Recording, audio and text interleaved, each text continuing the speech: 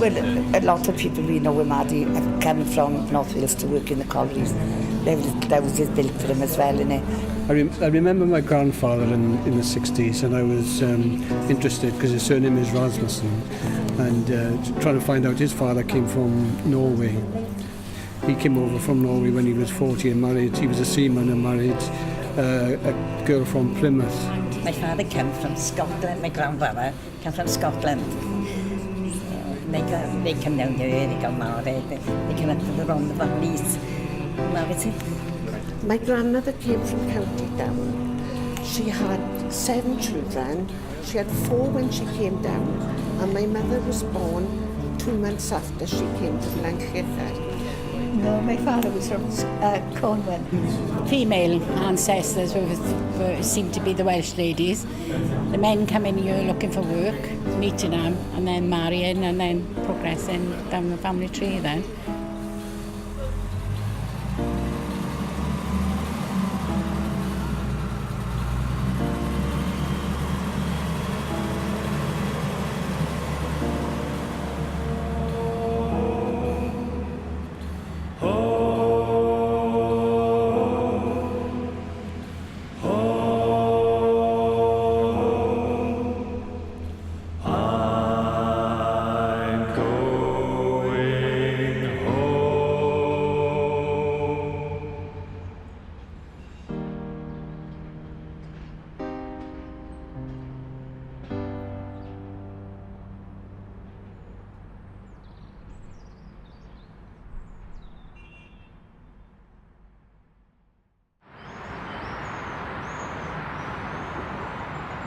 If you think of the coalfield before the Industrial Revolution, it was mostly farms and little communities with people, a couple of hundred at most perhaps, and then suddenly they found coal and people flocked in with the new jobs that are developing around the coal mines, and you have folks moving in from all over Wales, from the West Wales, Mid Wales, North Wales, as well as parts of South Wales, from all of the neighbouring counties in England, Devon and Somerset and Gloucestershire and Herefordshire. And you get people from Yorkshire coming down, and even as far afield then as Scotland and from all over Ireland. And you get people moving in for the valleys from even further abroad, so all over Europe, from Scandinavia and Norway, from Poland, from Russia, from Italy, from Greece, from France, Belgium, Germany even. So yeah, a little bit of everywhere, all in the valleys, a world of its own, if you like.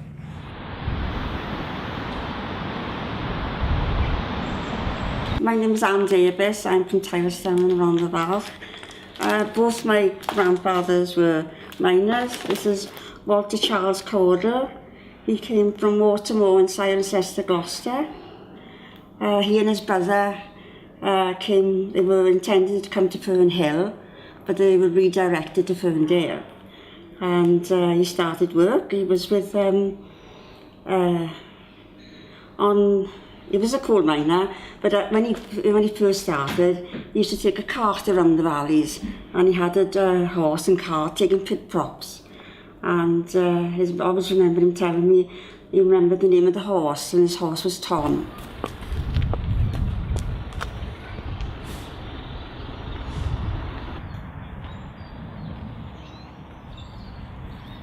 Some people would move depending on what jobs were available.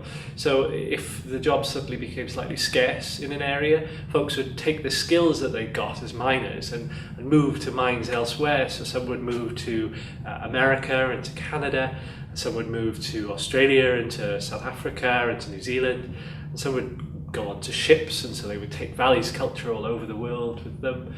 You even find sort of elements of Valleys culture or Rhondda culture, and even so far places somewhere like Nova Scotia, where their local sport was rugby for a long time, and it was a similar sort of culture to the culture they'd left behind. And of course, when the jobs then started to be scarce in those areas, folks would move back, and you have this sort of migrants trail, which isn't a one-way system. It's a two-way traffic. So you go and you come back, you go and you come back.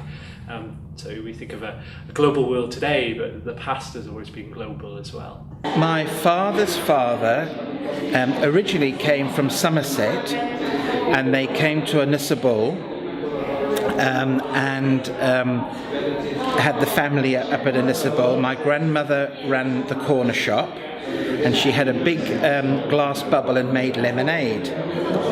But after a while, with the coal mining declining, they went to live in Coventry in the West Midlands, and that's where my father met my mother.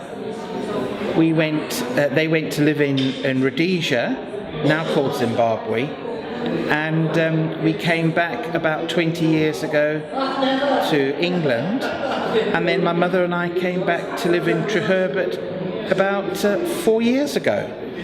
So we've sort of done a complete circle, yes. And my mother's family came from Devon. And a lot of people from Somerset and the West Country went up to Ferndale, which is, I don't know if you've been up to Valleys, but Ferndale and up Mardy. Well, I worked here. I learned to play trombone, and I worked then underground here, and then I went from here then back to Ferndale, and then on to Mardy Colliery. So I worked 30 years underground, you know. So were you part of the colliery band then? I was, oh yeah.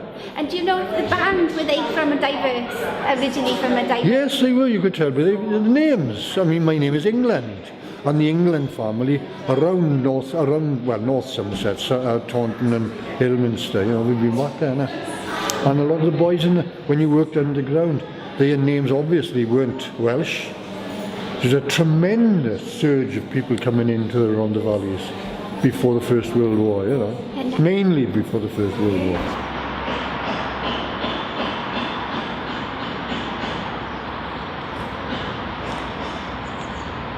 We used to come back on a regular basis from Rhodesia, and we would always come up to Tonopandi to see the family, and over to Tinniswood, of course, to see the family and to visit the grave. So for me, it was like coming back home. I've always felt very comfortable and very safe back in the Rhondda. So yes, definitely, it was wonderful to come back permanently this time. Can I put it where the Harare is? Yes. Because that's where I was born. There we go, there are Lovely. Italy. Thank you.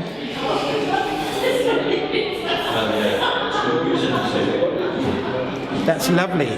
Thank you very much. That's a pleasure. Thank you. Thank you. Bye-bye. But the Palmer family, they, apart from one brother, they all went to the South African gold mines and made a lot of fortune. And one went to America, one went to Australia. But my great-grandfather came back. But he lost his money and then went back to South Africa and came back again and became a more sensible rich man. My grandfather, who did work in this colliery, I believe he came from Somerset, and the history goes back to the Blackmores. My father's side came from West Wales, and they came up from agricultural type beginnings and then moved into the valleys for the mining and the money. And on my mother's side, it's a bit more colourful because the family have got two sides to it. My great-grandfather came in from the Cotswolds, but I think my great-grandmother's line, the Welsh line, went back some way in the Pontypridd, Eglwysilian area. And that's where, as children, we were always brought up to think, well, we're actually a very wealthy family because we're supposed to have got this connection with the Edwards millions or whatever they call it over in New York. So primarily part of the family were here, but the rest of the family came in because of the mining. my great-grandfather came from Dorset, and he came to the Rhondda and he married her, Catherine Ann, but in 1910 the house caught fire, and he was working on the Glamorgan colliery site, and he could see his cottage was next door to where the old Rhondda hospital was, and he could actually see the cottage on fire.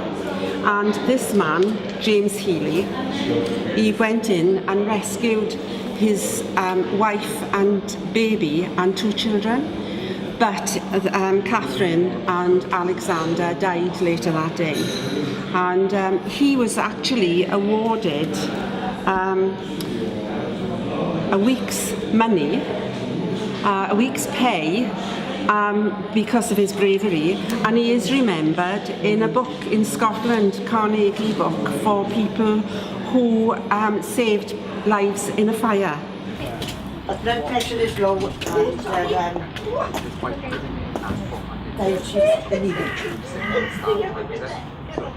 They can't move now. We'll have to wait for the next one. I just printed stuff out because I just joined and it was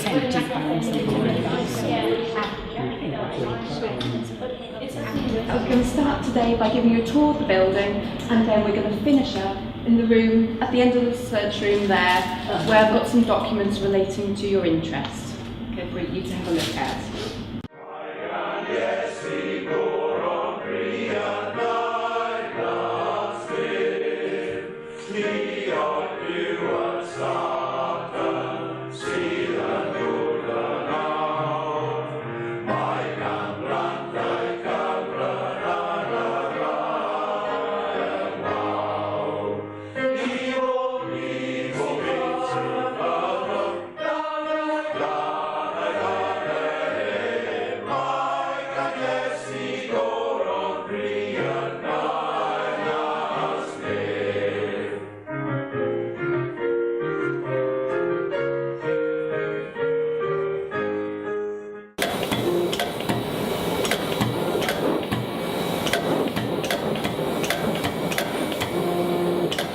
That's the template of the box, and you fold it the wrong way first, gently, and then fold it the right way, and then I used to make boxes like Aaron Drizzler.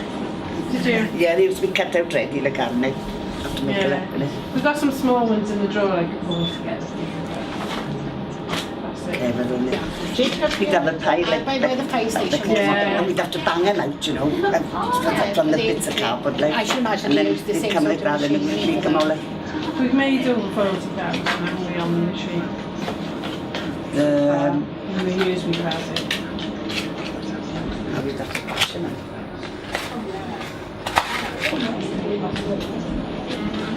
You're used to it then?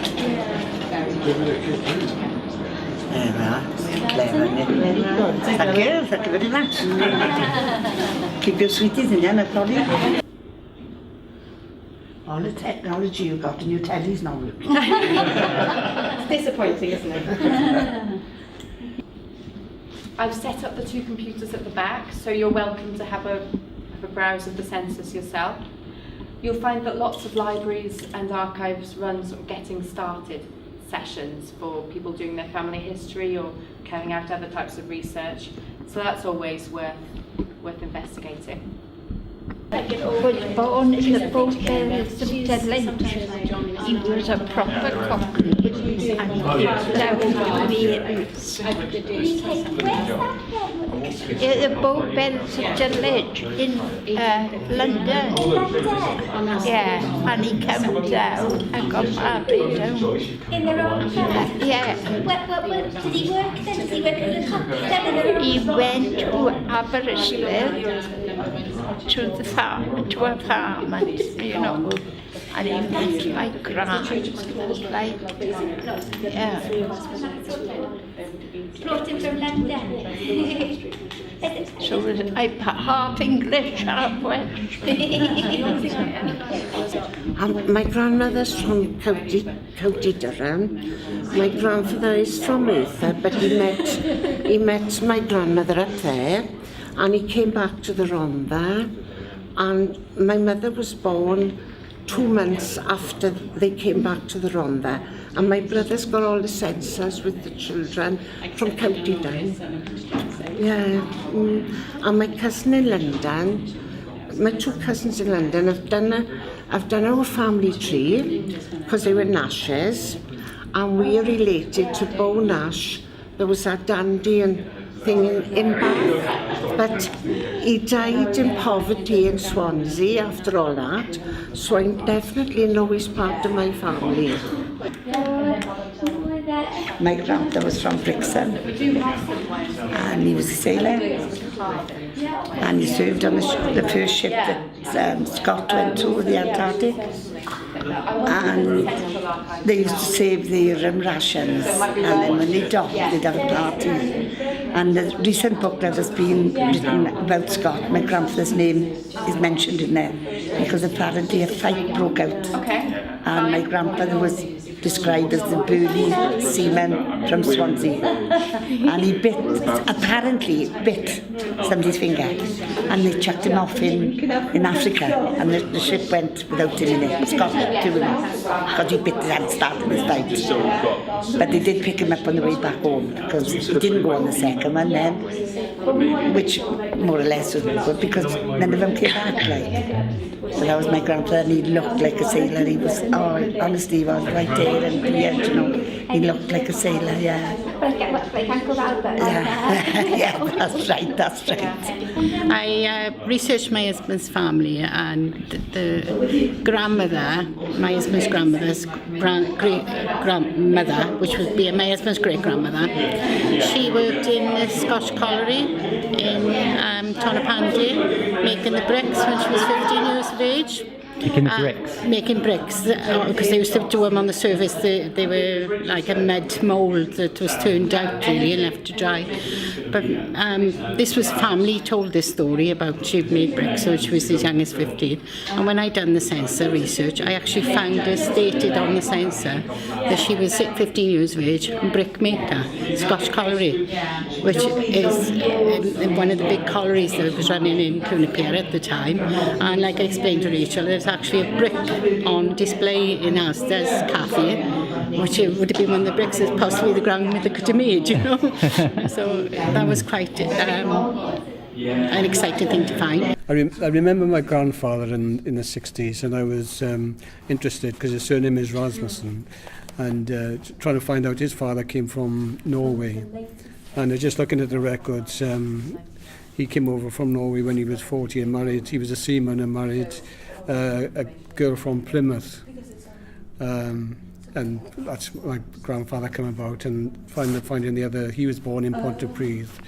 Obviously his father and mother came from Norway. Father and mother came from Plymouth. And then my other grandfather, my father's father, the family are from the potteries. So it's finding why they came. You'd imagine the potteries there'd be plenty of work. It's finding why they came to South Wales for work, and there's quite a variety of names. His great grandfather was Theophilus, so it's just trying to find a bit more information about where they come from, with that sort of name and heritage. Lovely, thank you.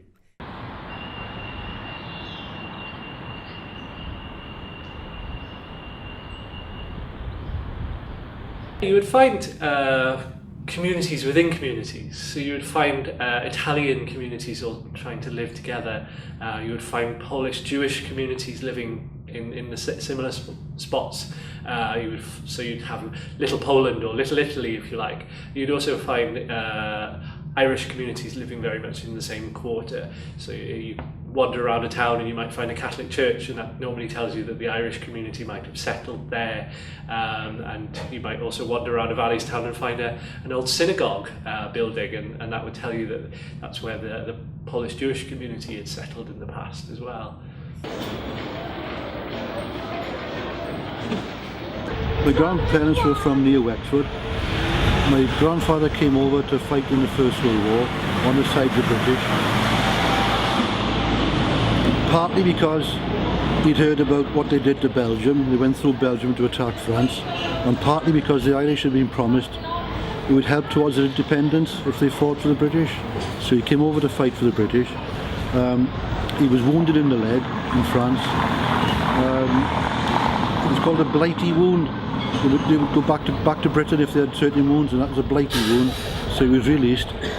He was in hospital over there, and the nurse who attended to him, Mrs. Williams from Mountain Ash, told him about the work that there was in the pits compared to poverty in Southern Ireland. So he went back to Ireland.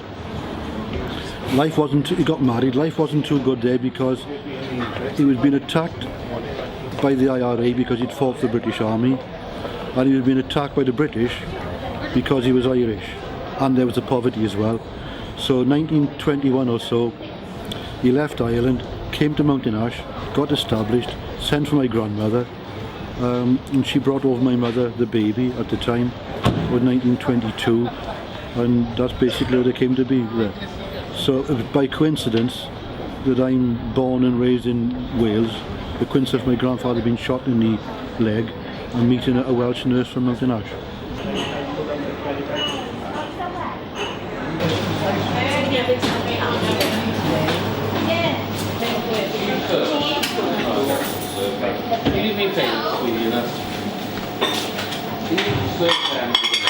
My grandparents are mixed. They're both Italian, but my grandfather was actually born in Paris because they went from, in about the 1880s, from Italy to France. Then in about 1885, I suppose, my grandfather had to leave France because there was a purge on Italian immigrants, so they went to live in London. Now, the weather in London was so bad at the time, which people don't realise, the smog between the soot and the coal dust and everything meant you didn't see the sun maybe for months in London. It was absolute smog. So my grandfather went back to Italy in about probably in the 1880s, where he grew up, and my great-grandfather stayed in London, where I believe he carried on working, sending money back to his family in Italy. And apparently he died in London, and he's buried in Clerkenwell, which I haven't found out about that. Now, in about 1890 plus, my grandfather, who was actually, born in Paris, he then left Italy, because they'd gone back to Italy, up to the mountains where they lived, which is a bit like the Rhondda Valley kind of mountains, you know, before the coal industry. And there was no work, there was no money up there. And my grandfather came over with the brackies in about 1900, 1900. Tobacco in 2s, 3s and 5s, woodbines, cakes, confectionery, fries, chocolate creams and all that kind of stuff to the miners. They got on very, very well with the mining community, you know, but we were all familiar. In Italian it would be a familia, which means family basically, and that is it. We're familiar. My grandfather, Francesco Carini, came over here. I'm not exactly sure of the exact date, but I think it was before 1919, because my father was born here in 1919 in Ebbowvale. My father was Antonio Carini, and they had a business at first in Ebbowvale. When my father took over the business, he decided to make ice cream, and he had an ice cream dairy at the back of the cafe where he made his own ice cream, and he used to go round in a hand cart, pushing it round the village, selling it to customers. And then I remember when I was born in 1954, by the time I was about 4 or 5 years old, he had a small van with his name on the van. I think we must have been the first ice cream van, but without the jingle. And he would go all over the village, Pontypridd and the Graig, selling his ice cream. In 1946, 47, the war was over, and my grandparents came back to this country. And the funny thing was, they bought a house in Porth. Or, I say they bought it, they didn't buy it. My uncle and my father bought the house for them in Porth, in Tinniswood Square, next to Dan Jones's fruiterers. And they did it all up for them, and they lived there. And they lived there for the rest of their lives. And they died there, and they're all buried in Travallis Cemetery. They never wanted to go back to Italy. It's very, very strange. And my aunt, who was my father's sister, their daughter, when she died, her body was brought back from Italy, and she's buried in Travallis as well. My mother is Welsh, from Carmarthen, Welsh speaking, chapel, apostolic. She was a teacher, and it was frowned upon in those days for an Italian to marry a Welsh person, but nevertheless she did what, and there was 12 years difference between them. And yet my mother was buried in Travallis with my father, and all her family, who are Welsh apostolic, they are actually buried in Travallis. So my whole roots are in the Rhondda. Everything is in the Rhondda.